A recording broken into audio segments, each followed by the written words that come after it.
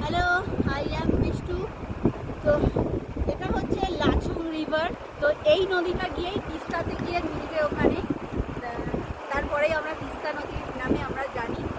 তো এই ভিডিওটা এখানেই শেষ করছি। আর